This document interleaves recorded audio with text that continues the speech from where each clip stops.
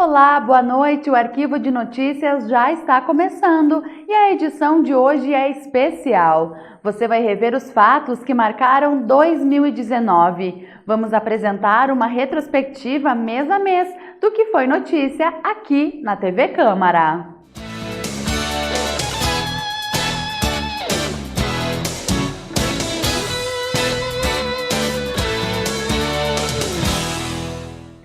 O ano de 2019 iniciou com muito trabalho no Legislativo. Apesar do período de recesso, várias proposições foram discutidas em reuniões especiais. O vereador Márcio Patucci, por exemplo, promoveu um encontro com empresários que estavam preocupados com a burocracia no município. Hoje, Passo Fundo não dispõe de uma lei que define um prazo máximo para análise de documentos, o que dificulta o andamento das obras.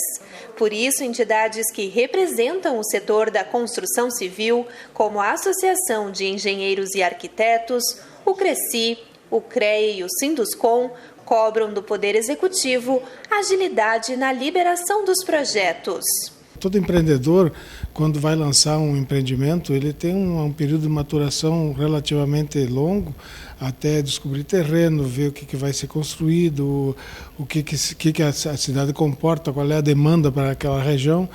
Depois de estabelecido isso, feito o projeto, é necessário que o poder público, que aprova esses projetos, tenha uma agilidade boa, porque isso venha em benefício de todo mundo, inclusive da prefeitura, porque no momento que for aprovado, aí existe o pagamento de taxas, não só na prefeitura, como no próprio cartório de registro de imóveis, ou vai haver renda para a cidade, vai ser feito aquisição de material de construção nas lojas, isso tudo movimenta a economia. O vereador Márcio Patucci concorda que a situação prejudica as empresas, atrasa o crescimento e a geração de emprego e renda. Vai lembrar que alguns relatos aqui que foram trazidos, 7, 8, 10 meses para aprovação de um projeto. E muitas vezes o próprio empreendedor, né, aqui relatado, perde até o time, né, do empreendimento, ou seja, aquela inovação que muitas vezes está querendo ser apresentado aos consumidores passofundentes. Então a gente quer ver, tendo em vista toda a mão de obra, toda a qualificação, especialização dos técnicos da prefeitura, se esse tempo de aprovação dentro da legislação, né, dentro de todos os critérios de avaliação, pelo próprio Código de Obras, as leis do plano diretor, as leis ambientais, mas que isso possa ser encurtado e favorecer esses empreendimentos aqui na nossa cidade. É mais, como eu disse, é mais emprego, né, e também mais receita ao município. Acho que por esse ponto de vista, a administração ela pode encarar, enfrentar e também receber uma outra sugestão nossa, que é a criação da Central Única de Aprovação de Projetos, onde no mesmo espaço, no mesmo ambiente, todos os setores de fiscalização da prefeitura, né, obras, planejamento, meio ambiente, o setor tributário, o setor jurídico, eles passam a conciliar dos entendimentos e favorecer a aprovação desses projetos.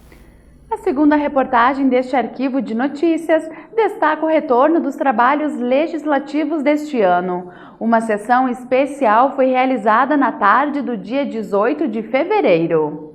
Está aberto oficialmente o período ordinário do Parlamento Municipal. A comunicação foi feita pelo presidente da Casa, que em seu discurso ressaltou a importância de se manter a harmonia entre os vereadores e também entre os poderes legislativo e executivo. A comunidade nos elegeu para representá-los, para fazermos leis, para fiscalizar o executivo, como também elegeu o prefeito municipal, seu vice, para administrar a cidade. E nada melhor do que haja esses dois poderes, ajam com harmonia, ajam sempre buscando o bem comum. Fernando Rigon está à frente da mesa diretora há cerca de 50 dias e ressaltou as mudanças que estão sendo implementadas. A novidade fica por conta do certificado digital, que vai otimizar o trabalho dos vereadores. No ano 2019, onde se fala muito do meio ambiente, da redução de folhas de ofício, questão de matéria-prima, nós trazemos para dentro da casa a certificação digital, ou seja, a partir disso o vereador não vai mais protocolar um pedido de informação por escrito, ele vai protocolar via digital, ou seja, não vai ter mais o consumo da folha de ofício, não vai ter mais o consumo de material de expediente. Com isso, ganhará o meio ambiente, ganhará a rapidez nos processos. Também faremos essa comunicação com o Executivo de forma digital. Representando o prefeito e os secretários, João Pedro Nunes foi o segundo a utilizar a tribuna. Nós, vereadores, não temos a caneta, mas temos que falar, temos que dialogar, temos que falar, temos que buscar soluções para os problemas da comunidade e diferentes setores da comunidade. Portanto, este ano legislativo, tenho certeza que será um ano diferenciado, um ano profícuo, porque nós temos muitos interesses comuns à cidade de Passo Fundo. A falta de ônibus em bairros como Integração e Manuel Portela estavam prejudicando o dia a dia dos moradores. Pensando nisso, em março, a Câmara Municipal sediou um encontro entre representantes das comunidades e a direção da Codepas, que prestava o serviço nos locais. Vamos rever. Nós enfrentamos vários problemas lá, né? Na questão principal é na questão de horário de ônibus. Então, no horário de pique, não tem como mais. A população assim tá andando na sardinha, literalmente, né? Então, a gente está reivindicando, pedindo para a Codepas olhar mais para nós, né? Porque nós somos uma população lá que é só a Codepas que atende. Né? Então a gente precisa realmente que eles coloquem, a gente sabe de todo o sistema, de toda a burocracia, a gente entende eles, mas também eles têm que nos entender como cidadão, tá? Que nós não podemos ficar 2, 3 horas na parada esperando o ônibus porque o nosso patrão não vai, né, entender isso. Hoje a Codepas possui 24 ônibus em atividade. O diretor da empresa explicou que um dos principais motivos dos transtornos é a manutenção dos veículos. Isso muitas vezes, por exemplo, agora no sábado que houve a reclamação, nós tínhamos 8 veículos na oficina. E nós não conseguimos parar porque os ônibus rodam de 15 a 16 horas por dia. Então nós teríamos que ter ônibus reservas para poder fazer a manutenção como deve ser feita. Então a gente faz sempre, em vez de fazer a manutenção preventiva, a gente já faz a manutenção necessária do ônibus. Então nós estamos aí conversando, já passamos aqui na reunião, de nós tirarmos, digamos, entregarmos 2 linhas, que aí sobrariam de 3 a 4 veículos, para nós fazer então essa manutenção preventiva, que aí não dá mais esse problema de quebrar o ônibus quando está no trajeto, já com os passageiros dentro do ônibus. E o destaque de abril busca resgatar um pouco da criança que existe em cada um de nós. Isso porque a reportagem a seguir conta de forma inusitada como foi uma das edições do Gabinete da Leitura. Só neste ano, o projeto do vereador Leandro Rosso arrecadou mais de 1.600 livros. Era uma vez uma linda escola chamada de Menino Deus Professor Bandana. Nela estudavam dezenas de personagens de clássicos infantis. E todos os dias eles se reuniam para festejar o amor pela literatura.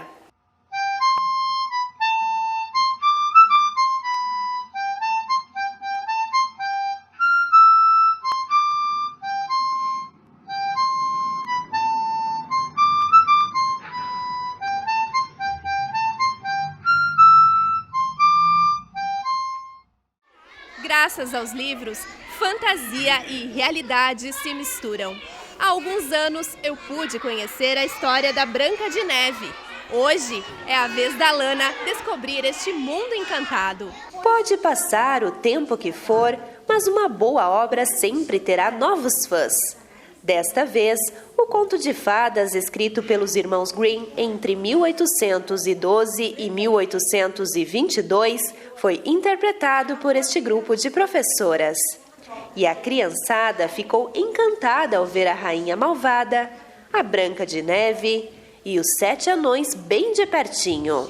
Podem viajar para diversos mundos, né? Descobrir vários dragões, as bruxas, as fadas. Então, assim, buscar tudo isso para que a imaginação flua, porque na educação infantil a gente trabalha muito, né? Esse faz de conta, o vivenciar, né? A imaginação.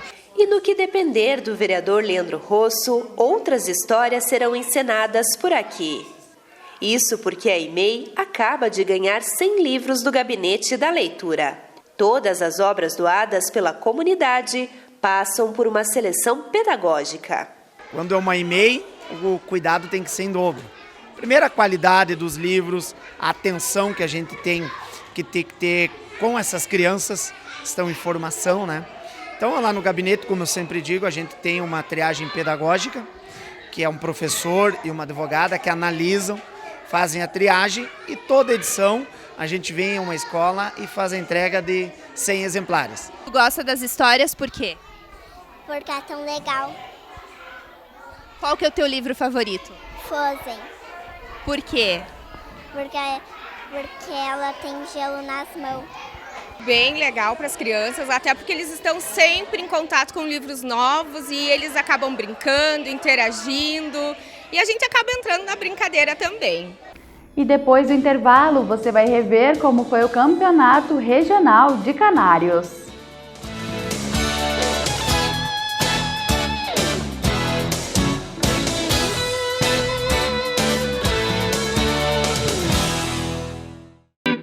Na dúvida, não compartilhe.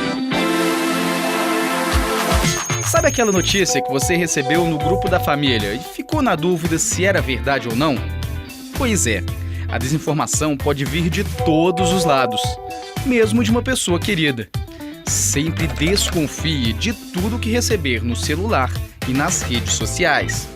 E também daquelas coisas que chegam pela internet e parecem estranhas demais para ser verdade. Você é responsável por tudo que compartilha. A melhor maneira de combater a desinformação é dividir com outras pessoas apenas o que é verdade. A informação falsa se alimenta dos compartilhamentos irresponsáveis. Se ninguém passa uma notícia duvidosa adiante, ela vai perdendo a força até morrer. Lembre-se, cabe a você decidir o que vai ou não compartilhar. Não seja mais um. Quebre correntes.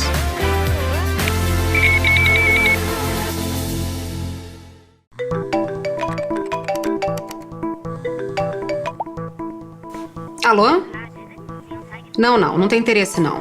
Não quero esse tipo de serviço não. Obrigada, bom trabalho, viu? Olha, a partir de agora eu não preciso mais passar por isso. E nem você. Já existe um site onde a gente pode pedir o bloqueio dessas ligações indesejadas que oferecem serviços de telefonia, TV por assinatura e internet. É o Não Me Perturbe. Então é só a gente se cadastrar no site que em até 30 dias esse tipo de chamada vai ser bloqueada. A Anatel exigiu que as empresas tivessem uma lista. Então, ainda que o usuário tenha mais de um acesso de serviços de telecomunicações, 2 celulares móveis, um celular e um telefone fixo, ele pode cadastrar esses números para que ele não receba nenhum tipo de telemarketing de empresas de telecomunicações. Nós estimamos que entre 30% e 35% das chamadas de telemarketing sejam oriundas do setor de telecomunicações e, portanto, acho importante que a Anatel efetivamente dê a sua contribuição para minorar esse fardo que é imposto ao consumidor. Pronto, agora eu não preciso mais me preocupar com isso. E nem você, é só se cadastrar.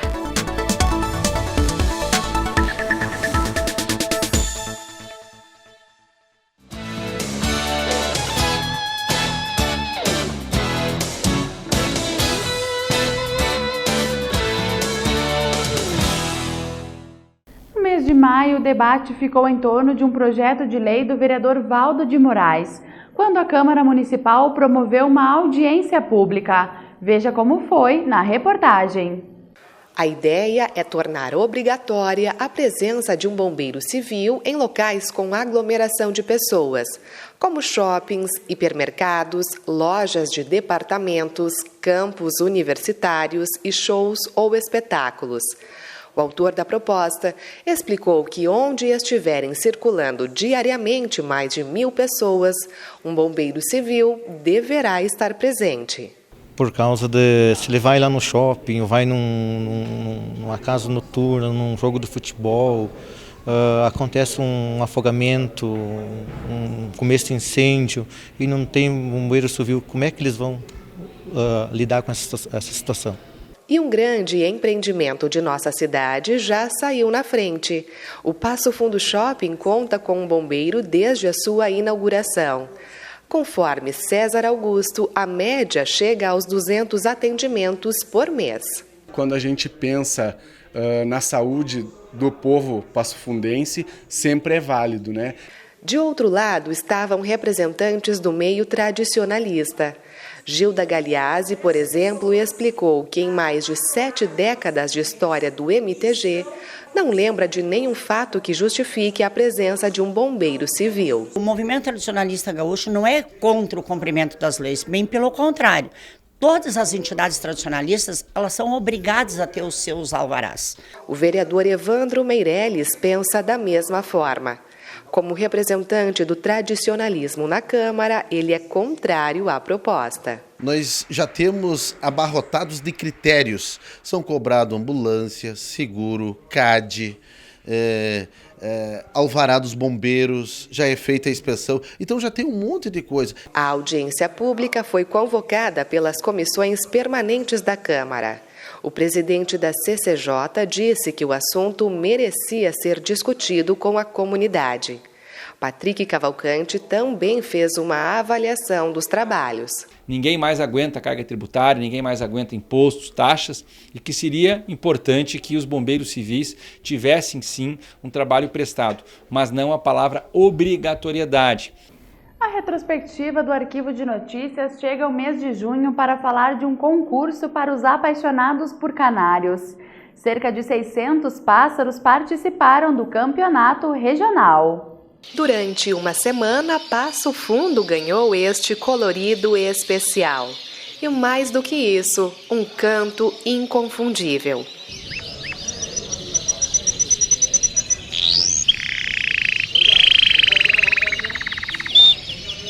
Nós temos hoje mais de 600 pássaros aqui em concurso. Logicamente que ficaram nos Canarias muito mais que isso, né? Só vieram para cá os melhores exemplares. Embora para os leigos os canários sejam semelhantes, eles se destacam pelo tamanho, plumagem e, claro, pelo canto. Edgar é um dos apaixonados pela espécie. Ele é criador há 20 anos e juiz há 4. Por isso, conta o que considera no momento da avaliação. É avaliado a coloração, a distribuição da cor no pássaro. Eles são classificados em categorias, são 8 categorias ou 10, que seria que a gente divide no caso, e aí se avalia se ele está mais próximo do que o manual pede. Hoje existem mais de 600 cores de canários, 32 raças de porte e 3 de canto. A criação é autorizada pelo IBAMA. Por isso, para quem ficou com pena dos pássaros assim na gaiola, os membros da Sociedade Passofundense disseram o seguinte: a gaiola que aprisiona, ela não aprisiona. É uma suíte 5 estrelas. Por quê? O criador, e a gente vê aqui isso, ele cuida, ele dá banho, ele dá uma ração especial, ele cuida lá com frutas, ele cuida com legumes, ele cuida com uma farinhada própria, né, para os animais, coisa que na natureza esses pássaros não teriam.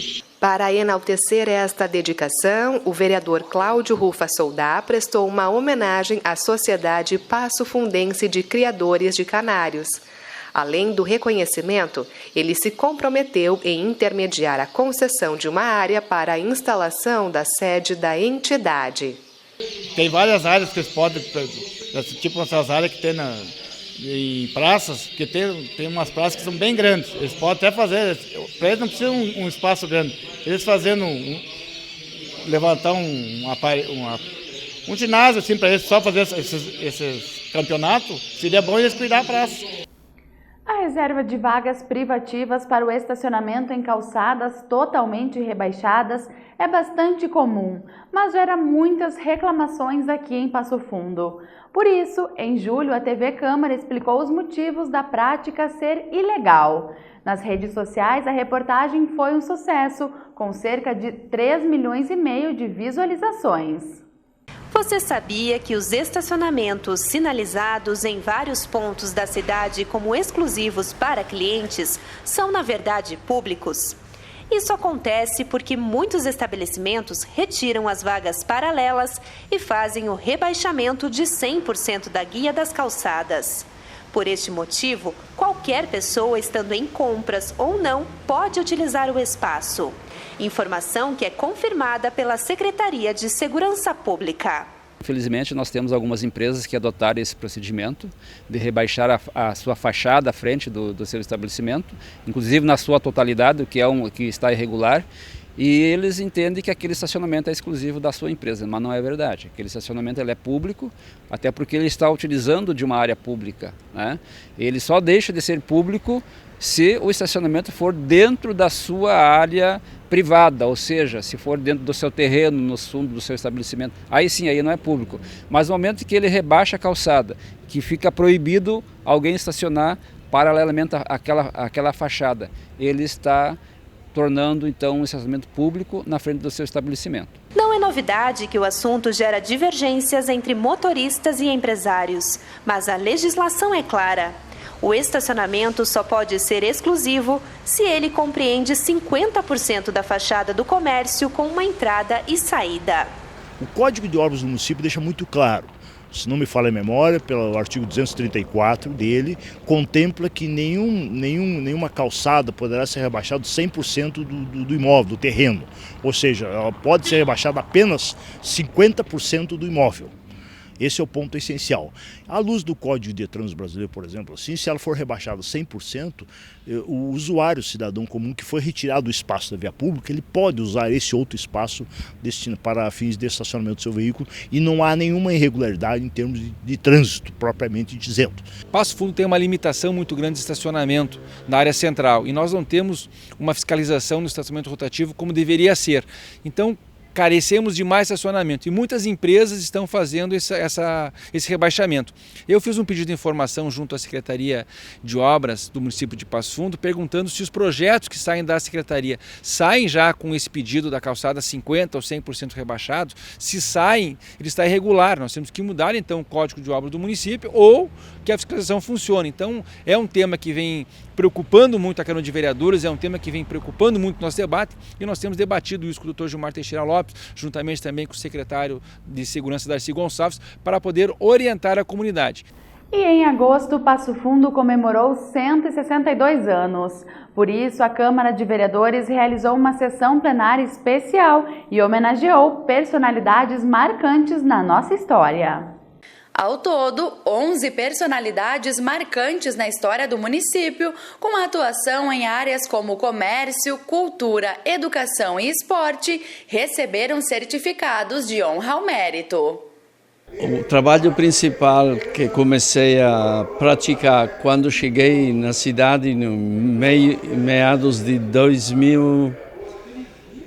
1973, faz tempo, né?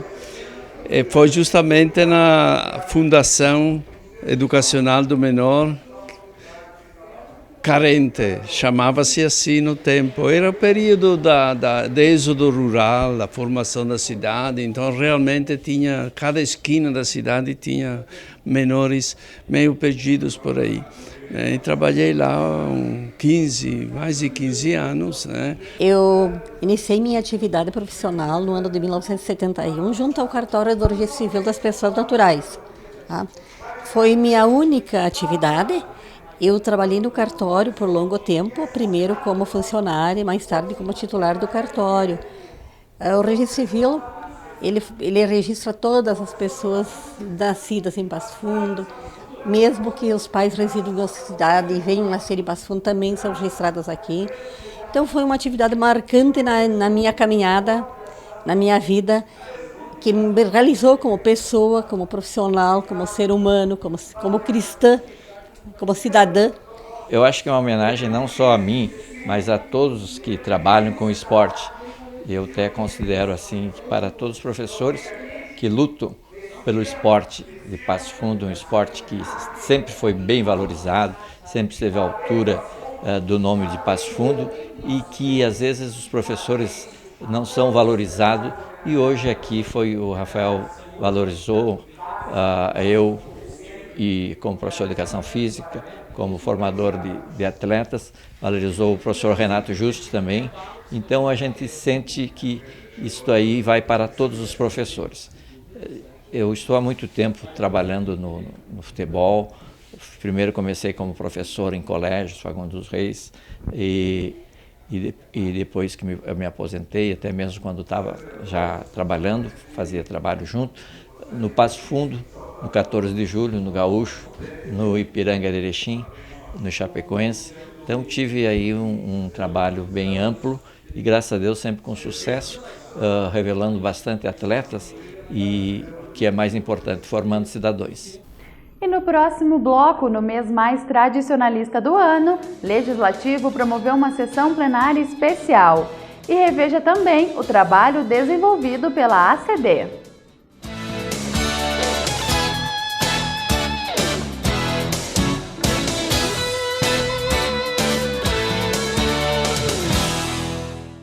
O mundo precisa conhecer o Brasil by Brasil. Um dos maiores produtores agrícolas do mundo, o Brasil alimenta 1,2 bilhão de pessoas e usa só 7,8% das suas terras com lavouras. O Brasil está entre os principais exportadores de açúcar, café, suco de laranja, soja, carne bovina e frango. Isso é possível com tecnologia, pesquisas agrícolas e incentivo para a produção, que este ano será de 53 bilhões de dólares. Conheça um novo Brasil, moderno e produtivo. Conheça o Brasil by Brasil.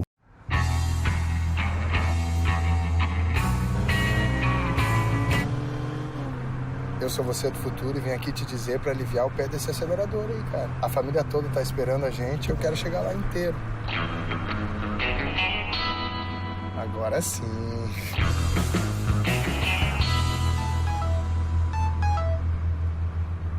Não. Não pega esse celular aí não, cara.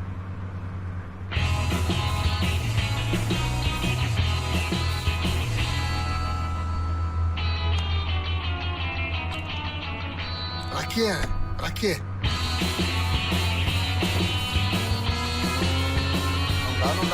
Não dá. Ah, tá. Era só o que me faltava. Dirige direito esse carro aí, porque não cabe mais ninguém aqui.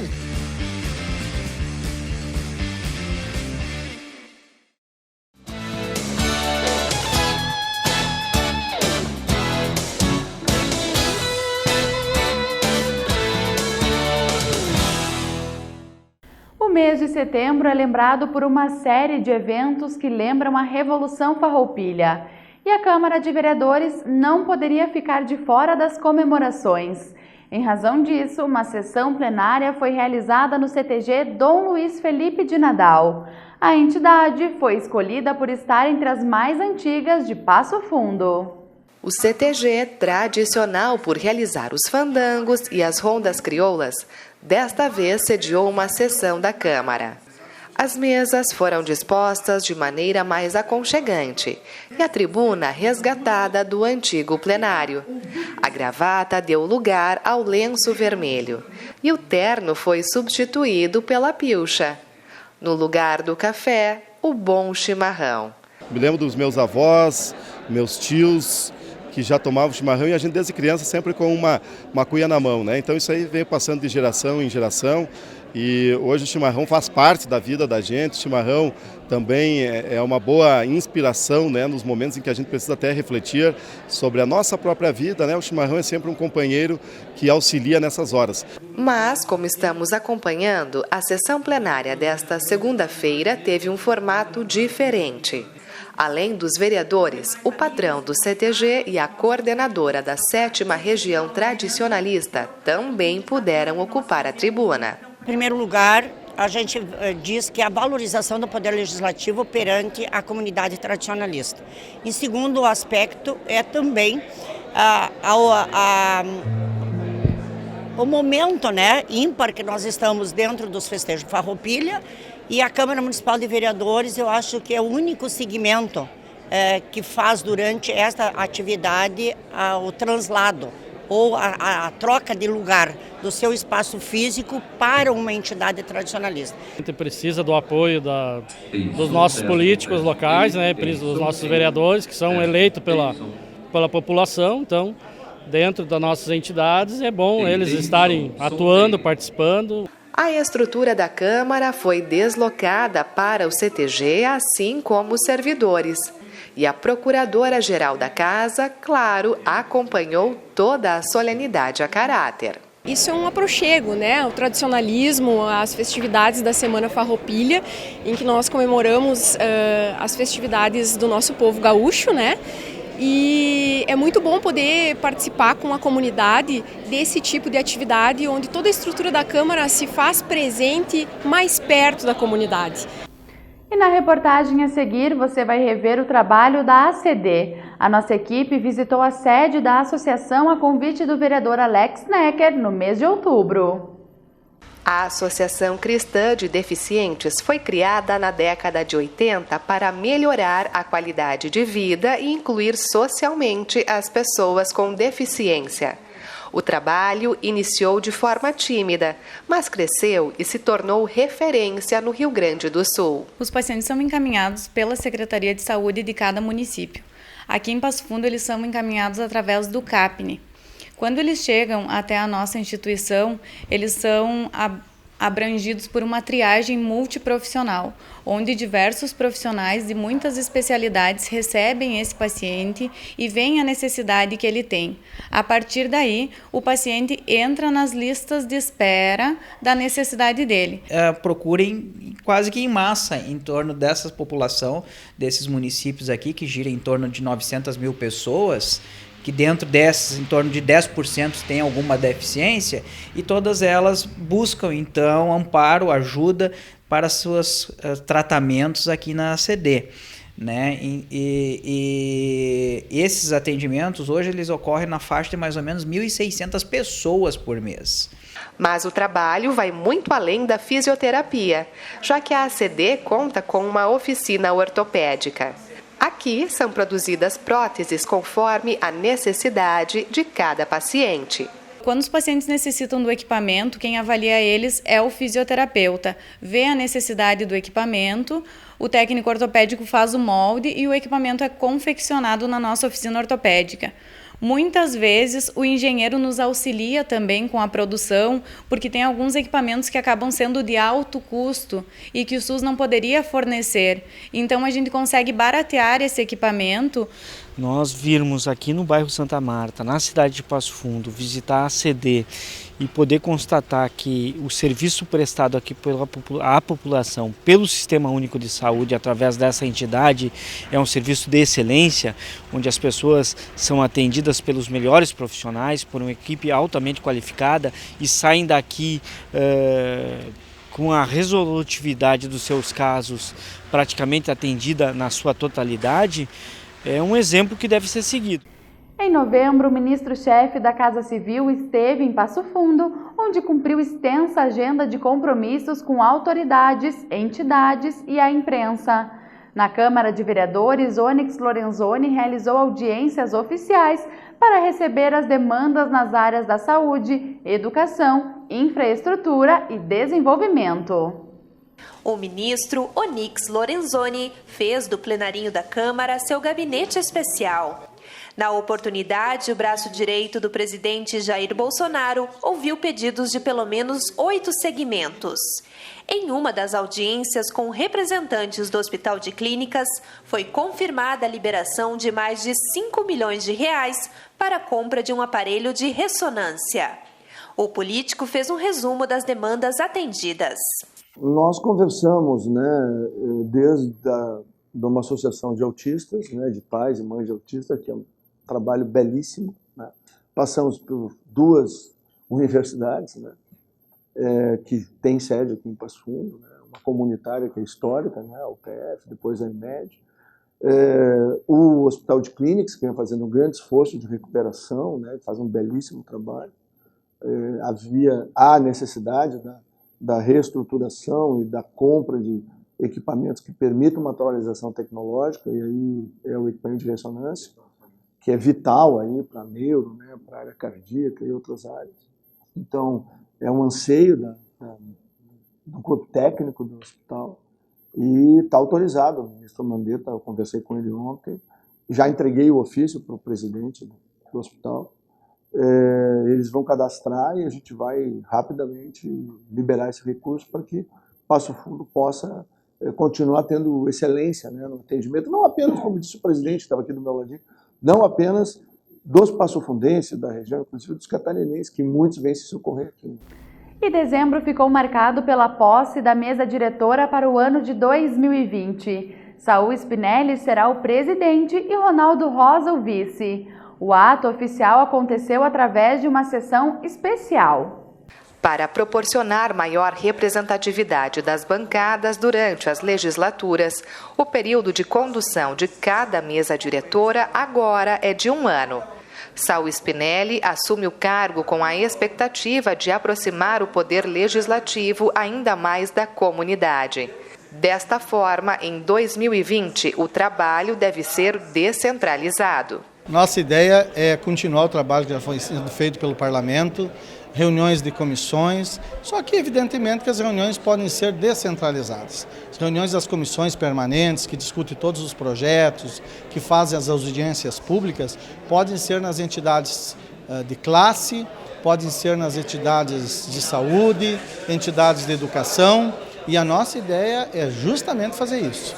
É dialogar com a comunidade, discutir os temas polêmicos que envolvem a Câmara de Vereadores em votações, as audiências públicas serem amplamente divulgadas e nós, inclusive, motivarmos as pessoas a participarem das audiências públicas e criar, já no primeiro semestre, a Frente Parlamentar Regional de apoio às pessoas com câncer e seus familiares, para consolidar um diagnóstico precoce, que é responsável por grande parte da cura, e também acesso ao tratamento do câncer, que hoje é uma doença que mais mata no Brasil e no mundo, principalmente crianças e adolescentes. Outra meta para o próximo ano é estreitar a relação com a Câmara Federal. Saul Spinelli adiantou que, para isso, irá contar com o apoio de algumas entidades. Outra pauta importante é a questão de trazer para Passo Fundo as lideranças políticas do Parlamento Federal, da Câmara Federal, juntamente com a mesa diretora, com as entidades como a CISA, CDL, todas essas entidades, Sinduscom, para discutir com o Executivo, Parlamento e entidades de trabalhadores, junto com os deputados que representam o Rio Grande do Sul a nível federal e também estadual. A Passo Fundo está entre as 10 cidades mais desenvolvidas do Estado e precisa esse intercâmbio, essa conversa com as lideranças políticas para resolver os principais temas que é prioridade para a comunidade.